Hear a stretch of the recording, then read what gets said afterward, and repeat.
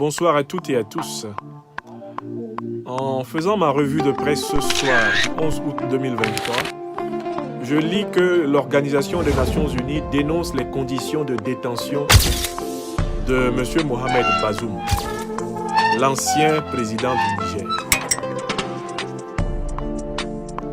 Je voudrais soulever ici aux responsables de l'ONU quelques objections élémentaires et dont ils devraient tenir amplement compte lorsqu'ils veulent parler du cas de M. Bazoum.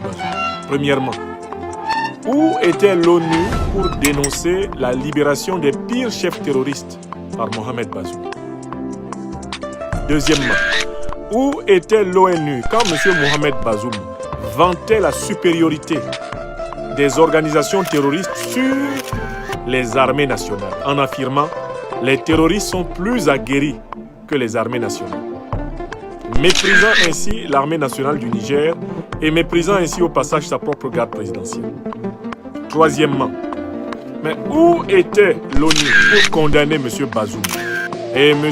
Issoufou, son prédécesseur, dans le rôle récurrent qu'ils ont joué dans le transfert des paiements en millions de dollars des rançons versées aux chefs terroristes, lesquelles rançons permettent de financer l'achat des armes avec lesquelles on déstabilise tout le Sahel et avec lesquelles on recrute dans le lumpen prolétariat sahélien de nouveaux combattants.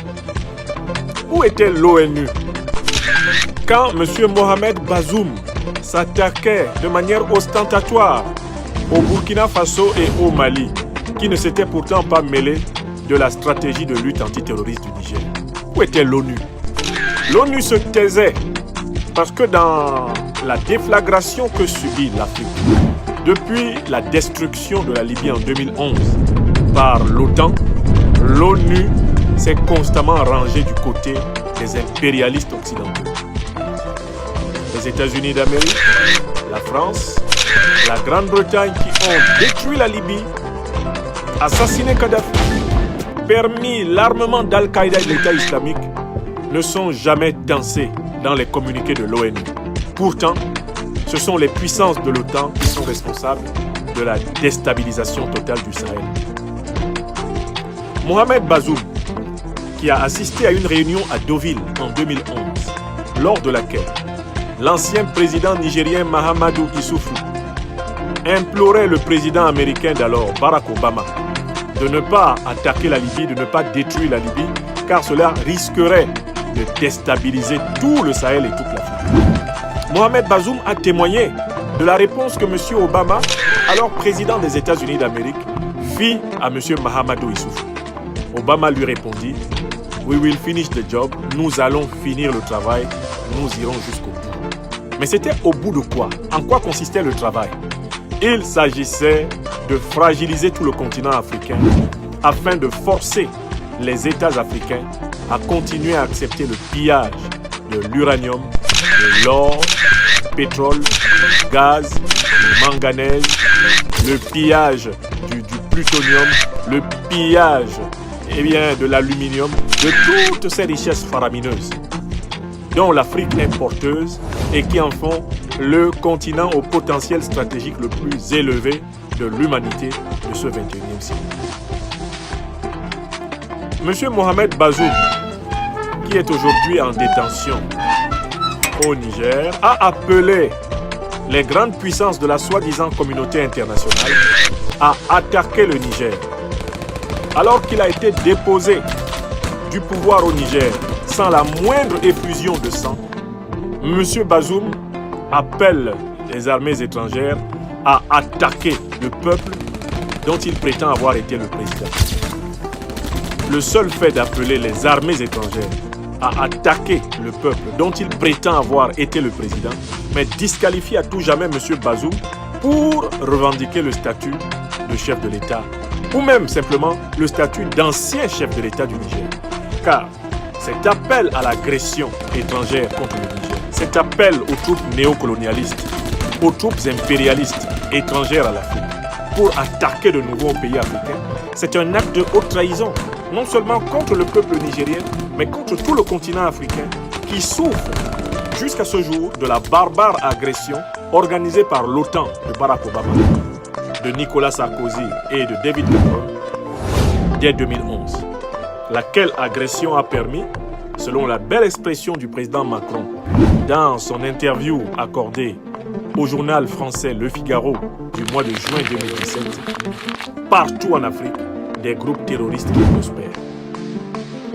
Maintenant, il faut arrêter d'utiliser l'ONU comme une organisation de chantage contre les Africains. Le chantage de l'ONU ne passe plus. Voilà pourquoi l'ONU a été expulsée du Mali. Et voilà pourquoi elle va être expulsée de la République démocratique du Congo.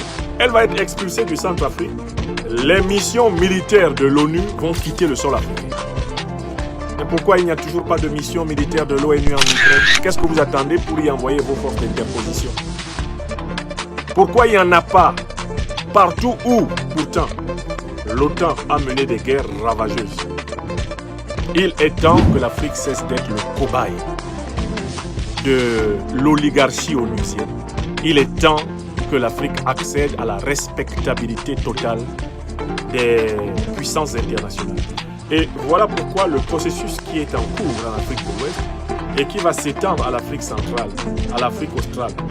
Bref, ce processus qui, tel un véritable cyclone, va traverser tout le continent, est un préalable à la renaissance africaine.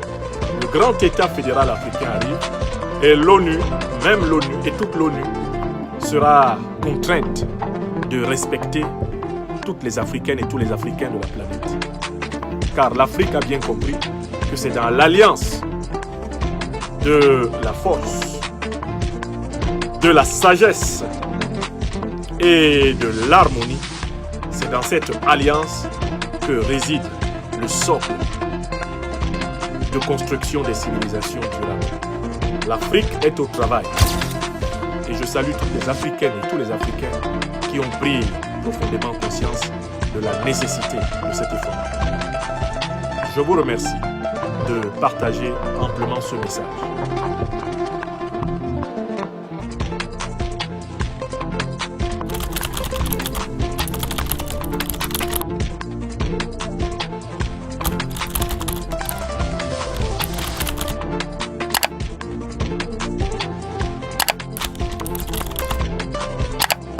Si vous voulez, abonnez-vous à ma chaîne, ça se passe par ici.